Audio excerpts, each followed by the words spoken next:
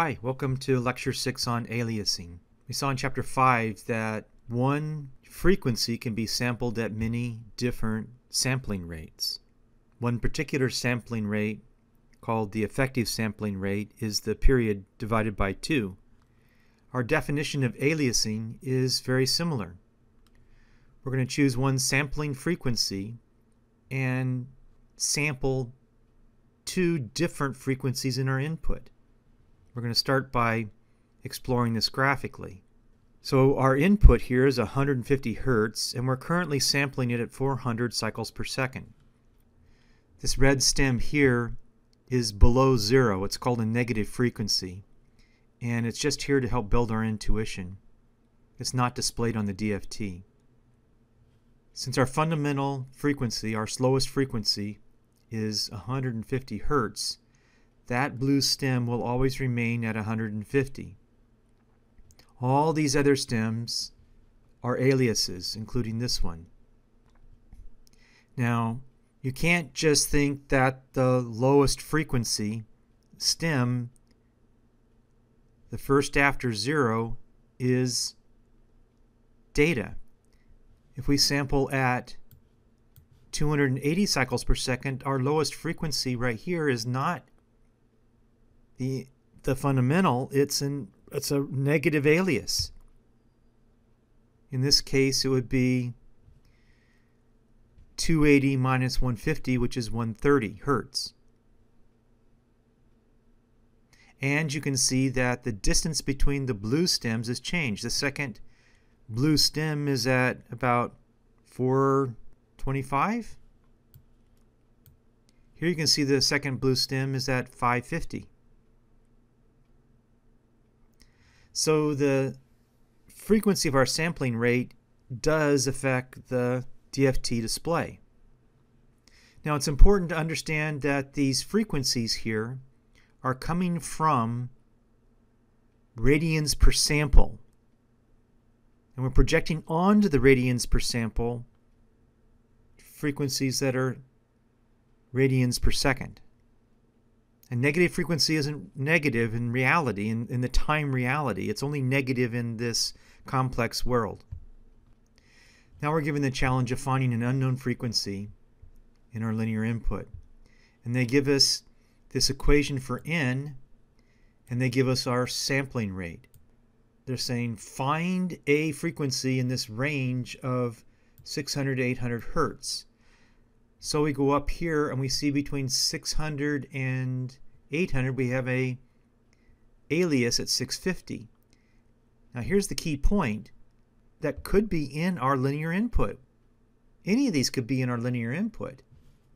We just can't tell right now because the 650 and the 150 and the 400 cycles per second combine to create this mess.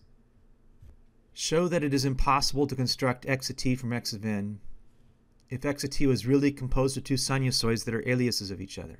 If we start here, knowing the sampling frequency, we can convert that to this, and then we can say, given the actual discrete data, what kind of patterns can we find in that discrete data?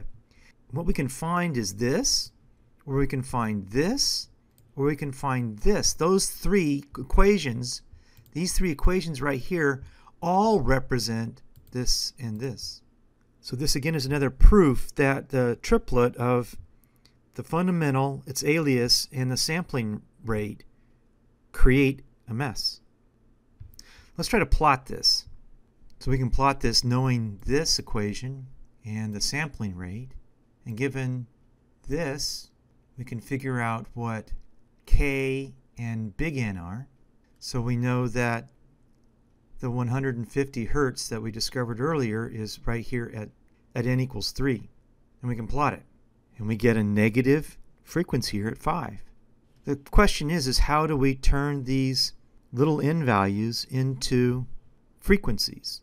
Well, we know that a particular K value is going to be 3 pi over 4, which is 2 pi over 8. So that's how we get K equal to 3 and big N equal to 8.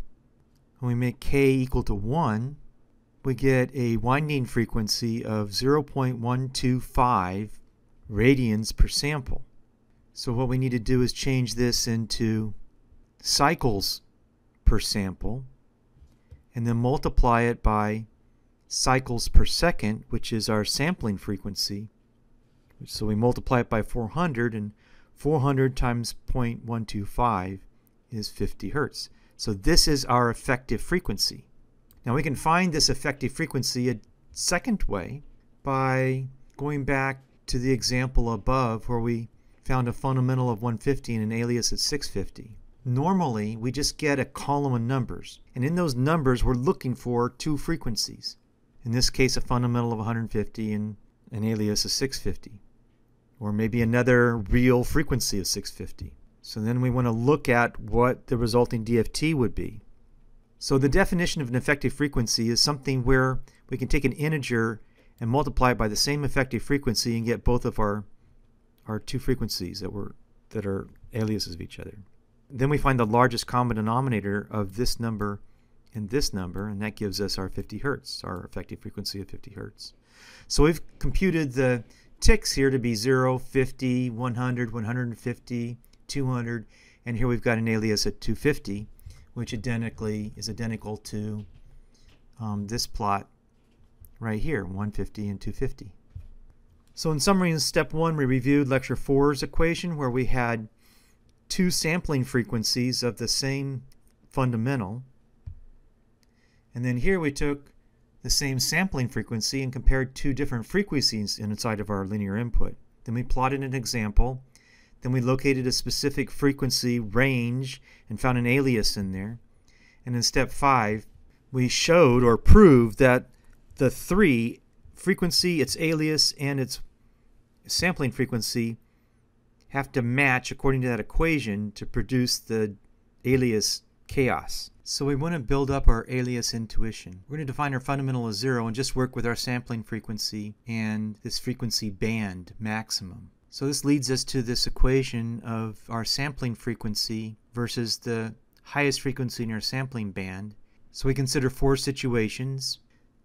So what let's do is visualize this.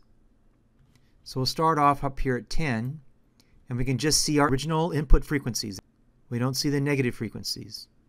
And as we decrease, nothing happens until we get to about 7.0, and we start to see our first positive aliases, and we start to see our first negative aliases.